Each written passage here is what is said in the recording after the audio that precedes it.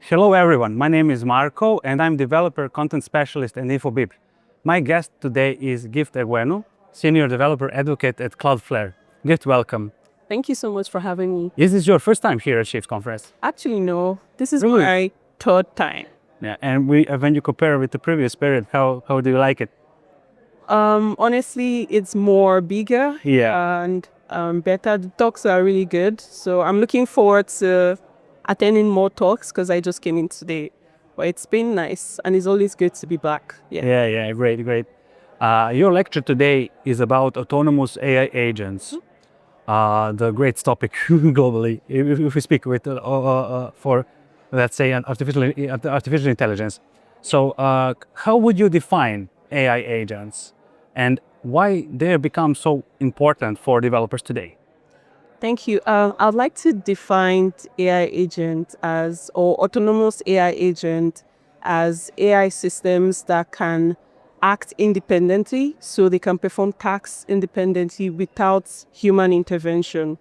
And why is it important? We're moving away from, your typical AI where you ask like a question, you get a response back, to agentic AI. Now you can, for example, ask an AI agent to book a trip, and it goes from booking the trip, finding a hotel, literally going from the beginning of the workflow to the end without you having to do anything.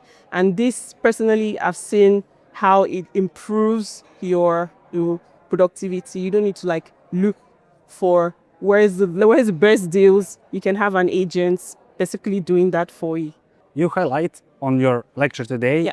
identity, memory, and coordinations. How are they important for developers to communicate with APIs and clients? Okay. So these three core parts that I'm going to talk about, identity, memory, and coordination, they're super important when you're building AI agents as well as when you're building MCP servers.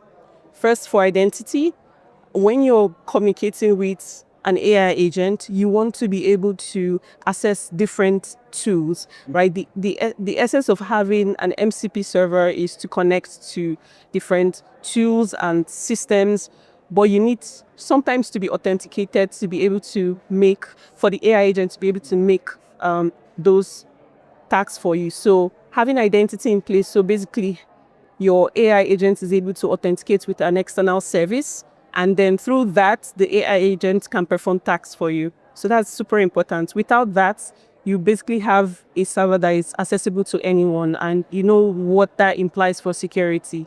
And the other part is memory. Memory is super important because when you're building an AI agent, you want to be able to store, your previous chats, for example, with the AI.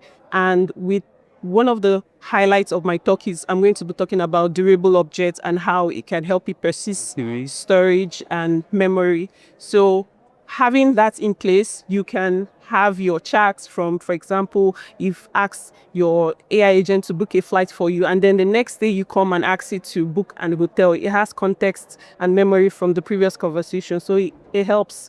And then finally, for coordination, this essentially is talking about how you manage the services that you're using. So AI agents on Cloudflare, which is what I'm going to be talking about, helps you manage resources efficiently. For example, if you're running an AI agent that is not active, it's idle, Cloudflare AI agents is able to allow it rest while other resources are being used. So you don't have a lot of resources being used when it's not required. Yeah. Well, we mentioned identity, memory, coordination. Yeah. Which of these are the most, let's say, bottleneck for developers today?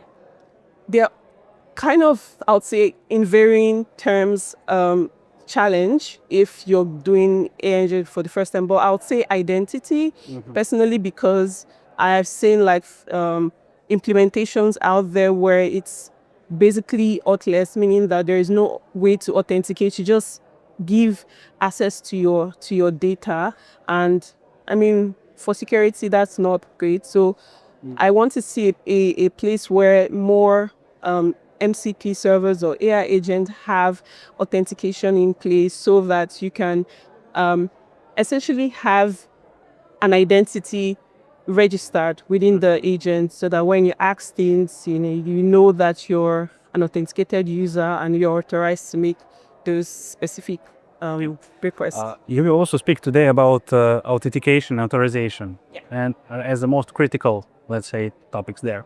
How do providers you mentioned, like Auth0, Stytch, or WorkOS, fit into the pictures of building a secure agent? Yeah. So these are basically identity providers that act as third party, right? You can go and build authorization and authentication by yourself from scratch. But the reason why I want to highlight these providers is because they already built the solution for you and you can use it in your application. So Auth0, Stitch, WorkOS, they currently have providers that work with Cloudflare AI agent, where if you're building an AI agent, you can plug it into your app. And what this does is, before you have authorization to use the AI agent, you basically have to authenticate. So if it's Auth0 you're using, for example, you can log in with Google, or you can log in with your email address so that you have registered before you can, access or use the agents. So these are basically services that provide single sign-on. They provide OAuth authentication for your MCP and AI agents. Yeah. Preparing this interior, I also found that the durable objects provide long-term and low-latency memory. Can you share a concrete example on how this capability changes what agents can actually do? Yeah. Durable objects, personally, are one of the most important part of the developer platform within Cloudflare.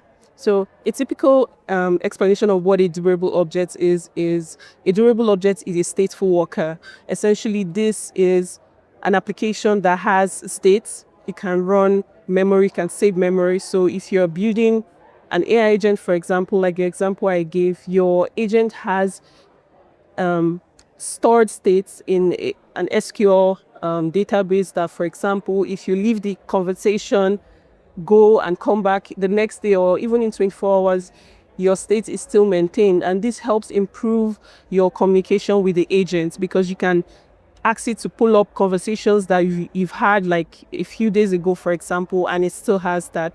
So adding states or having a stateful application is super important when you're dealing with an AI agent, because you don't want to have to repeat the same request or trying to ask the same question over and over again when you should have context already. Yeah. Before the last questions, before the last question, I have to ask you, how do you think that AI will change the developer job today? AI or AI agents or And it will bring, let's say, new positions. Yeah.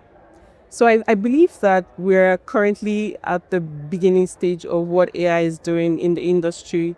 Over the last, 2 or 3 years, we've seen massive improvements in the space, in the AI space. And I only see that this is going to improve over time. For AI agents specifically, right now, there's like a lot of, people adopting it within their workspaces. For example, there's like AI integration for almost every product out there. And I can only see this becoming better in the future. I would also like to see more adoption for, MCP specifically, as that should be the standard for how you connect to external tools. And I see already progress in that area. So it's only going to get better from here. And MCP will be the focus of your lecture today, Yeah. I think. I'm going to talk about that as well. Yes. Yeah. And the last question is looking forward, looking ahead. How do you see autonomous agents in future? And what excites you the most if we speak about this topic? It's very interesting because I remember watching some movies like Iron Man, for example. You see examples of AI in those movies, and this is like from way back, and we already see that happening today. So the future of autonomous AI agents is quite literally massive, because I already see that we're going to go even further than we have explored right now. With the AI agent doing things like booking your entire trip, you could even go as far as doing more than that in the future. We don't know, but I can only already see improvements in this space. Yeah. And what you would recommend to future developers if we looking forward to focus on what AI doing right now Yeah, in development world? yeah. My recommendation is obviously to keep learning and try to stay on top of everything. I know it's a lot that is currently happening now, and it might be difficult to, keep up with everything happening, but start small, right? It could be, oh, you found AI agent for the first time by attending this conference and you're curious what it is, and then you go back, you explore more. If you're looking to explore AI agent or generally AI in specific, I know Cloudflare have good resources that that can help you get started. I'm going to have them listed in my talk. Well, you can also just check online their courses and resources videos for you to watch and basically keep learning. That's the best way to stay ahead of the curve. Yeah. I wish you good luck for your lecture today. you. Thank you very much for being our guest today. Thank you so much. It was great. Thank you for watching. Subscribe on our YouTube channel, follow us, and see you on the next video. Bye.